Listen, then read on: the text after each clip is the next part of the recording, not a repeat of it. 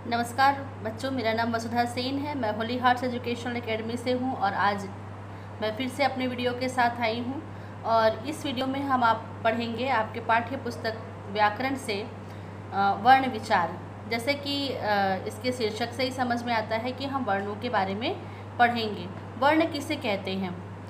सबसे पहले तो मैं आपको बताऊंगी कि वर्ण क्या है, वर्णों के मिलने से क्या होता है, क्या बनता है।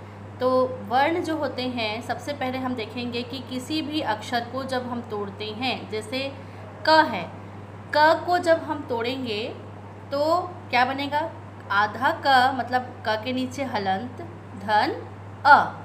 तो जब हम किसी भी अक्षर को तोड़ते हैं तो आधा उसका स्वर जो है अलग हो जाता है और जो बचता है वही वर्ण कहलाता है ना। आधा क जो है वो क्या है? वर्ण है। तो वर्ण की परिभाषा क्या होगी? भाषा की सबसे छोटी इकाई जिसके और टुकड़े नहीं किए जा सकते वर्ण कहलाते हैं। अब आगे पढ़ते हैं। वर्णमाला, आप बचपन से पढ़ते आ रहे हैं वर्णमाला क्या है ना। तो जब वर्णों को क्रमबद्ध श्रृंखला में लिखा जाता है तो वो वर्णमाला कहलाता है ना।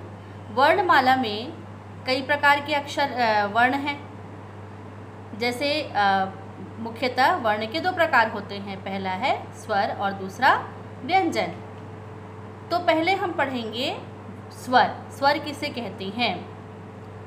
तो ऐसे वर्ण जिनका उच्चारण करते समय किसी दूसरे वर्णों की सहायता नहीं ली जाती उसे स्वर वर्ण कहते हैं, स्वर कहते हैं, है ना।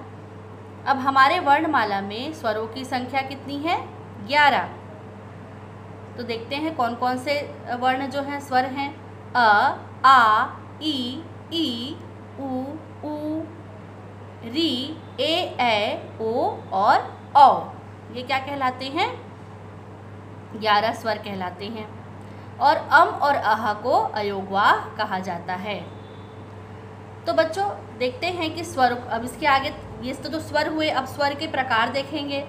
स्वर के भी 3 प्रकार होते हैं। पहला है हर्ष स्वर और दूसरा दीर्घ स्वर, तीसरा प्लुत स्वर।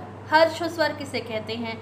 हर्ष स्वर मतलब ऐसे स्वर जिनका उच्चारण करते समय बहुत कम समय लगता है ना, जिनका उच्चारण करते समय कम समय लगता है। जैसे अ, ई, उ और री। अ, छोटा ई, छोटा उ और री, इन स्वरों के उच्चारण करते समय बहुत कम समय लगता है, इसलिए इसे हर्ष स्वर कहते हैं। अब आगे बढ़ते हैं। दीर्घ स्वर। दीर्घ स्वर किसे कहते हैं? ऐसे स्वर जिनका उच्चारण करते समय हर्ष स्वर की तुलना में दोगुना समय लगता है ना, डबल समय लगता है। जैसे आ, बड़ा ई, बड़ा उ, ए, ओ, औ, ये सब दीर्घ स्वर कहलाते हैं। फिर है प्लुत स्वर। तो ऐसे स्वर जिनका उच्चारण करते समय हर्ष स्वर और दीर्घ स्वर से 3 गुना समय लगता है ना, 3 गुना समय लगता है, उसे कहते हैं प्लुत स्वर। जैसे ओम, तो उसके लिए एस से हम उसको डिनोट करते हैं, मतलब उसको हम एस से दर्शाते हैं। ये तो हो गए स्वरों के प्रकार। स्वर के 3 प्रकार होते हैं, मैंने अभी बताया। कौन कौन से? हर्ष स्वर, दीर्घ स्वर और प्लुत स्वर, है ना। अब आगे बढ़ते हैं। इसके बाद है अयोगवाह। अयोगवाह के अंतर्गत क्या आता है? अनुस्वार, अनुनासिक और विसर्ग। अनुस्वार मतलब जो हम ऊपर बिंदी लगाते हैं, है ना, वो बिंदी क्या कहलाता है? अनुस्वार कहलाता है। और चंद्र बिंदु जो लगाते हैं वो क्या कहलाता है? अनुनासिक कहलाता है। और विसर्ग मतलब 2 बिंदी, है ना, जो आप संस्कृत में पढ़ते हैं ना, ह के लिए नमः, न म, और ह के बाद में 2 बिंदी लगता है, वो विसर्ग कहलाता है। तो ये हो गए स्वर, है ना। अभी हमने पढ़ा स्वर। अब आगे पढ़ेंगे व्यंजन। तो व्यंजन किसे कहते हैं? ऐसे वर्ण जिनका उच्चारण करते समय अन्य वर्णों की सहायता ली जाती है उसे व्यंजन कहते हैं। ऐसे वर्ण जिनका उच्चारण करते समय दूसरे वर्णों की सहायता ली जाती है उसे व्यंजन कहते हैं। अब व्यंजन के भी प्रकार हैं, है ना। हिंदी में जो व्यंजन है आपने देखा है ना, क ख ग घ अंग च छ ज झ ञ, इसके भी प्रकार हैं। तो व्यंजन के कितने प्रकार होते हैं? व्यंजन के भी 3 प्रकार होते हैं। पहला है स्पर्श व्यंजन, दूसरा है अंतस्थ व्यंजन और तीसरा है ऊष्म व्यंजन। हमारे वर्णमाला में व्यंजनों की संख्या टोटल कितनी है? 39 व्यंजन होते हैं। तो सबसे पहले हम पढ़ेंगे, मैंने 3 प्रकार बताया, स्पर्श व्यंजन, अंतस्थ व्यंजन और ऊष्म व्यंजन। तो सबसे पहले पढ़ेंगे हम स्पर्श व्यंजन। स्पर्श व्यंजन ऐसे व्यंजन जिनका उच्चारण करते समय जो जीभ है वो मुंह के विभिन्न अवयवों को, सभी अवयव मतलब अलग अलग पार्ट्स को स्पर्श करता है, छूता है, इसलिए इनको स्पर्श व्यंजन कहा जाता है ना। स्पर्श व्यंजन जो है कौन कौन से हैं? क वर्ग, च वर्ग, ट वर्ग, त वर्ग और प वर्ग, ये स्पर्श व्यंजन के अंतर्गत आते हैं।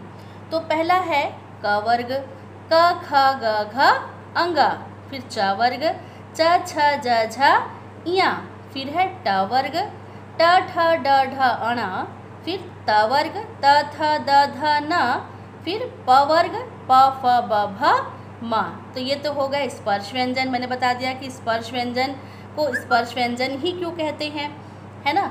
और उसके बाद मैंने इसके प्रकार भी बता दिए, क वर्ग, च वर्ग, ट वर्ग, त वर्ग और प वर्ग।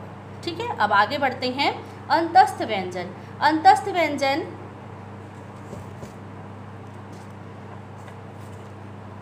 इन व्यंजनों को का उच्चारण करते समय जिह्वा जो है, जीभ जो है, मुंह के विभिन्न पार्ट्स को पूरा नहीं छूती है, हल्का हल्का छूती है ना। तो इसलिए इसको अंतस्थ व्यंजन कहते हैं। ये 4 प्रकार के होते हैं, य र ल व, है ना, ये अंतस्थ व्यंजन हो गए। फिर है ऊष्म व्यंजन। जब ऐसे वर्ण जिनका उच्चारण करते समय हवा जो है तेज़ी से मुख से बाहर निकलती है और उससे ऊष्मा उत्पन्न होती है, मतलब गर्मी पैदा होती है, जिसके कारण इसको ऊष्म व्यंजन कहते हैं। ये भी 4 प्रकार के हैं, श, श, स और ह। शलगम के श, षटकोण के श, सपेरा के स और हाथी के ह। ये भी 4 वर्ण हुए। इसके बाद बच्चों आगे बढ़ते हैं। इसके बाद आगे है संयुक्ताक्षर। संयुक्ताक्षर किसे कहते हैं? 2 या 2 से अधिक अक्षरों से मिलकर के जो वर्ण अक्षर बनते हैं उसको संयुक्ताक्षर या संयुक्त व्यंजन भी कहते हैं। ये भी 4 प्रकार के हैं, श, त्र, य और श्र। क्ष, क्षत्रि के क्ष, वो किससे मिलके बना है? आधा क धन षटकोण के श, है ना, क्ष। फिर त्र, त्र जो है आधा त धन र, त्र, 2 अक्षरों से मिलके बना है, इसलिए इसको संयुक्ताक्षर कहते हैं। इसके बाद है क्षत्र ज्ञ, ज्ञ ज्ञानी के ज्ञ, आधा ज धन ञ, इससे मिलकर के बना हुआ है। इसके बाद है श्र, षटकोण श्रवण के श्र, आधा शलगम के श धन र। तो इस तरह से हमने पढ़ा संयुक्ताक्षर। ठीक है, तो ये तो हमने वर्णों के बारे में पढ़ा। सबसे पहले मैंने क्या पढ़ाया? वर्ण किसे कहते हैं। भाषा की सबसे छोटी इकाई वर्ण कहलाती है। फिर मैंने वर्णमाला के बारे में बताया कि वर्णमाला क्या है, वर्णों के क्रमबद्ध श्रृंखला को वर्णमाला कहते हैं। फिर मैंने बताया कि वर्णमाला में वर्णों के कितने प्रकार होते हैं, 2 प्रकार होते हैं, स्वर और व्यंजन। फिर मैंने स्वरों के प्रकार बताए, स्वर के कितने प्रकार होते हैं, हर्ष स्वर, दीर्घ स्वर, प्लुत स्वर, और मैंने अयोगवाह के बारे में बताया। फिर हम आगे बढ़े व्यंजन की ओर, मैंने व्यंजन की परिभाषा बताई, व्यंजन किसे कहते हैं बताया। फिर व्यंजनों के प्रकार बताया, है ना, कितने प्रकार के होते हैं, 3 प्रकार के। कौन कौन से?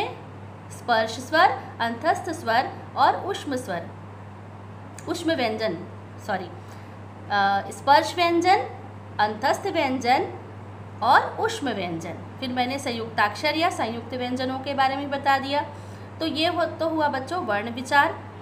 मुझे आशा है कि आपने बहुत अच्छे से समझा होगा और ये आप कॉपी में भी लिखेंगे। धन्यवाद।